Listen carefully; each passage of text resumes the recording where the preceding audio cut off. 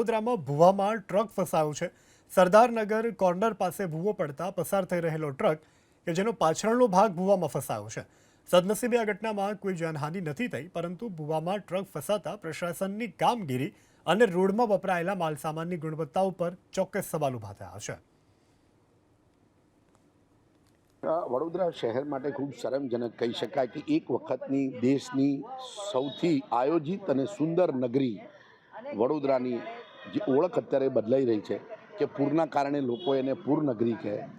જે પ્રકારે ભૂવાઓની સંખ્યા એટલે કે રોડની વચ્ચે કન્સ્ટ્રક્શન ક્વોલિટીના ખરાબીના કારણે અને એનું સુપરવિઝન ખરાબ ન કર્યું હોય, આના કારણે ભૂવા પડે અને નિર્દોષ નાગરિકોને લાખો રૂપિયાનું નુકસાન થાય અને કદાચ જાનહાનિ બી થાય। આ જગ્યાએ જોઈ શકો કે જો સ્કૂટર કે એ પ્રકારે હોત તો માણસનો જાન પણ જાય।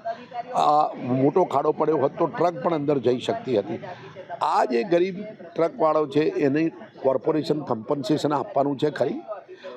કોઈ પ્રકારની સુવિધા જ નથી। તંત્ર જ અણઘડ અને ભ્રષ્ટાચારી છે। હું સીધો જ પ્રશ્ન પૂછું છું કે આ ભૂવો પડ્યો કેવી રીતે? આ જવાબદાર કોણ?